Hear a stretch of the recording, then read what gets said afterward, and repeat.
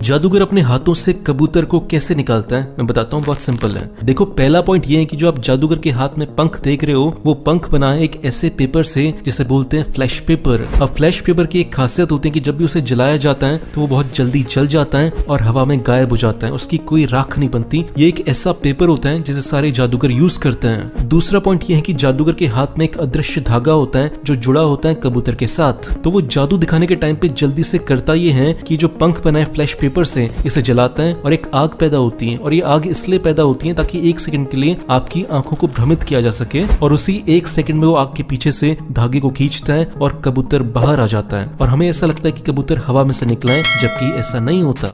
अभी अभी हुई साइंटिफिक स्टडीज में ये पता चला है कि जो लोग एक से ज्यादा भाषाएं बोलते हैं तो जैसी वो भाषा चेंज करते हैं तो उनकी पर्सनैलिटीज भी चेंज हो जाती हैं, और ये सब कुछ सबकॉन्शियसली होता है, उन्हें पता नहीं चलता इस बात का। जैसे हमारी किसी भी आदत का एक ट्रिगर होता है, फॉर एग्जाम्पल कि हमने अलमारी खोली और हमें गलती से मैगी दिख गई वहां पे, तभी हमारे दिमाग में होता क्या है कि मैगी का स्वाद घूमने लगता है और हमारा मन करता है कि हम मैगी बनाएं और खाएं। अगर उस समय हमें वो मैगी दिखती नहीं तो हमें विचार आता ही नहीं। सेम ऐसे ही भाषाएं भी हमारे दिमाग में ट्रिगर की तरह काम करती है। जब भी आप अपनी मातृभाषा में बोलोगे तो आपकी पर्सनैलिटी चेंज होगी। जब भी आप दूसरी तीसरी भाषा में बोलोगे जो आपने सीखी है तो आपकी पर्सनैलिटी अनकॉन्शियसली चेंज हो जाएगी।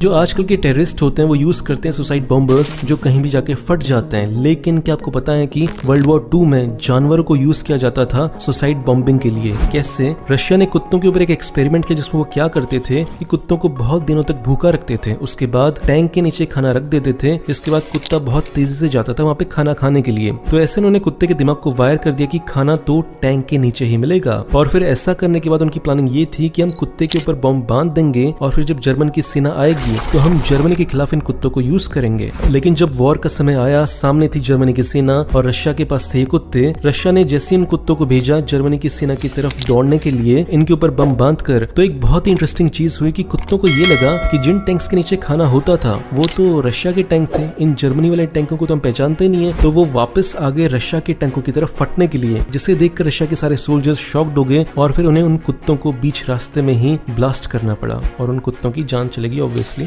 क्या करोगे अगर दलदल में फंस गए? पहला स्टेप, पैनिक नहीं करना है, एक लंबी सांस लो और रिलैक्स हो। दूसरा स्टेप, अपना जो हाथ और सर है ये ध्यान रखना है कि ये दोनों चीजें दलदल के ऊपर रहे, अपने हाथ को सीधे खड़ा रखना है। तीसरा स्टेप, आगे की तरफ नहीं चलना, पीछे की तरफ धीरे धीरे चलना है, क्योंकि आगे की तरफ गए तो दलदल और गहरा हो सकता है। नंबर 4, आपने ऊपर जितने भी कपड़े पहने हुए हैं या बैग पहना हुआ है उसको उतार कर फेंक दो। आपका बॉडी का वेट जितना हल्का होगा उतना अच्छा होगा। नंबर 5, ज्यादा मचलने की कोशिश, ज्यादा स्ट्रगल करने की कोशिश ना करें, क्योंकि जितना ज्यादा स्ट्रगल करोगे दलदल आपको उतना ही नीचे खींचेगा। नंबर 6, जैसे जैसे आप धीरे धीरे पीछे की तरफ जाते जाओगे तो आपको ये सर्च करना है कि आपके आसपास कोई पेड़ की टहनी है या कोई दोस्त है जो आपको हाथ दे सकता है। नंबर 7, जब दलदल से बाहर निकल रहे हो तो पहले अपने एक पांव को उठाओ अच्छे से, उसके बाद ही दूसरे पांव को उठाओ। नंबर 8, आपको जैसे आसपास की झाड़ियों से कोई लकड़ी मिलती है तो उस लकड़ी से ऐसे लेट लेट के बाहर आना है, जिससे कि आपका सरफेस एरिया बढ़ पाए। जितना सरफेस एरिया आप बढ़ा पाओगे, जितना लेट पाओगे, उतना ही बाहर निकलने के चांसेस आपके बढ़ जाएंगे। ये फैक्ट सुनने के बाद बहुत दुख हुआ, लेकिन ये फैक्ट सच है कि हंगर इंडेक्स में इंडिया पाकिस्तान से भी नीचे जा चुका है। इसका मतलब क्या होता है? इसका मतलब ये होता है कि 5 साल से कम उम्र के बच्चे को खाना सही से नहीं मिल पा रहा है, जिसकी वजह से